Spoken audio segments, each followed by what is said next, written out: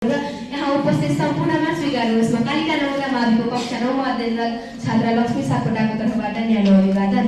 आजको यस गैंडाकोट नगरपालिकाको सभामा भइरहेको यस वाद विवाद प्रतियोगितामा मलाई सहभागी हुने अवसर दिलाइदिनु भएकोमा शिक्षा युवा तथा खेलकुद शाखा र गैंडाकोट नगरपालिकाप्रति हार्दिक आभार व्यक्त गर्न चाहन्छु। आजको यस वाद विवाद प्रतियोगिताको शीर्षक रहेको छ वैदेशिक अध्ययन तथा रोजगारी रहर की बाध्यता र वैदेशिक अध्ययन तथा रोजगारी बाध्यता नभई रहर हो भन्ने पक्षबाट आफ्नो भनाइ राख्ने अनुमति चाहन्छु। धन्यवाद। सभाध्यक्षज्यू, होला मेरा विपक्षी मित्रले भन्नुभयो होला बेरोजगारी, गरिबी, बेथिति, राज्यका कमी कमजोरी जस्ता केही भावनात्मक पक्षहरू यहाँ देखाएर तपाईका आँखाबाट आँसु नसाउने प्रयत्न त पक्कै गर्नुहुनेछ। तर म उहाँहरूलाई प्रश्न गर्न चाहन्छु, के 21औं शताब्दीको युवा विचारको पात्र भएर बाँच्नुपर्ने हो कि 21औं शताब्दीको युवाले आफ्नै देशमा केही गर्ने अवसर खोज्न सक्दैन, आँट राख्न सक्दैन, कृषि क्रान्ति र औद्योगिक क्रान्ति जस्ता कार्यहरूका बारेमा उसले बुझेको छैन कि त उसलाई बुझ्न दिइएको छैन महोदय? होला अहिलेका युवाहरूले बाध्यता शब्द आफ्नो पलायनवाद लुकाउने एउटा सुरक्षित ढाल गर्न पुगेको छ। मेरो विपक्षी मित्रले गरिबीका कुरा गर्नुभयो। म उहाँलाई प्रश्न गर्न चाहन्छु, के कुनै गरिबले एउटा कन्सल्टेन्सीलाई 40-40 लाख रुपैयाँ बुझाएर विदेश हिँड्न सक्छ? उहाँले बेरोजगारीको कुरा गर्नुभयो। म उहाँलाई प्रश्न सोध्न चाहन्छु, के कुनै देशको उद्योगपति, कुनै देशको अर्बपति र कुनै देशका मन्त्रीहरूका छोराछोरी बेरोजगार हुन्छन्? उनीहरूलाई खाना लाउनै धौधौ परेको हुन्छ। उनीहरू आफ्नो घाँस बाँस र कपास जस्ता प्राथमिक चिजलाई पुरा गर्नैका लागि विदेश हिँड्नुपर्छ?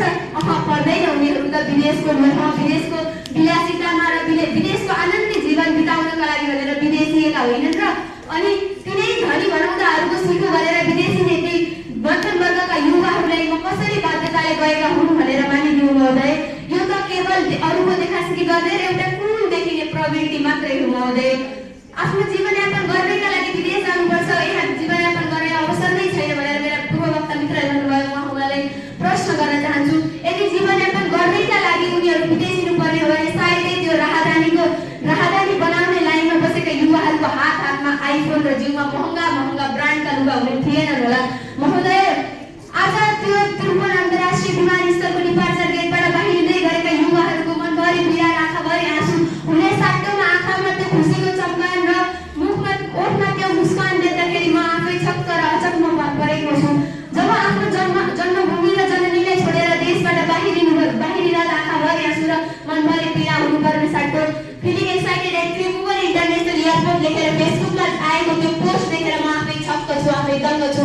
अनि यसरी जहाज चढेका युवाहरू बाध्यताले चढेका हुन् भनेर म कसरी मानिदिउँ? कुन शब्दकोशको बाध्यताको नाम दिउँ म उनीहरूलाई?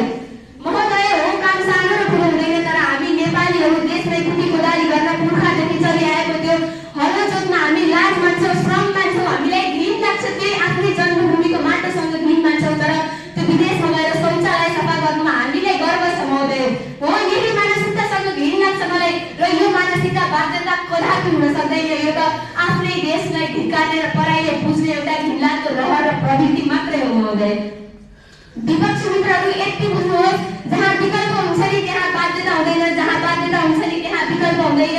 हामीसँग विकल्प छ, हामीसँग देशमै केही गर्न सक्ने अठोट छ, हिम्मत छ, जाँगर छ, तर हामी त्यो विकल्प अपनाउन चाहँदैनौँ। हामी त त्यो सस्तो लोकप्रियता र घिनलाग्दो त्यो मोहमा परेर, त्यो डलरको मोहमा परेर हामी आफ्नो देशलाई छोडेर जाँदैछौँ र त्यसलाई बाध्यताको नाम दिनु त एउटा मूर्खता र सभ्यताको गला घोट्नु मात्रै हो महोदय। यो देशमा धेरै अवसरहरू छन्, तर हामी यहाँ केही गर्ने अठोट राख्दैनौँ किनकि हामीले आफ्नो देशको माटोसँग घिन लाग्छ, हामीले आफ्नो देशमा केही गर्न लाज लाग्छ किनकि त्यो विदेशमा जाने प्रवृत्तिले हाम्रो दिमाग र मस्तिष्क र मनलाई घोटिसकेको छ कि हामी विदेशमै जानुपर्छ भनेर। यो अन्त्यमा म भन्न चाहन्छु कि विपक्षी मित्रहरू, तपाईँले आफ्नो सेवा सुविधा र महत्त्वाकांक्षाहरूलाई पुरा गर्नको लागि विदेशमा गएर त्यसलाई बाध्यताको खोल उडाएर आफ्नै मातृभूमिको बदनाम नगरिदिनुहोस्। तपाईँले विदेश गएर यही मातृभूमिको बदनाम गरेर त्यो विदेशमा अरूको गुलाम बनेर बस्नु तपाईँको कस्तो रहर हो? र जबसम्म यो देशका युवाहरू विदेश जान्छन् तबसम्म यो बाध्यता होइन, यो त एउटा पलायनवादी रहर हो, रहर नै रहनेछ। धन्यवाद। धन्यवाद। कालिका नमुना माध्यमिक विद्यालयबाट सहभागी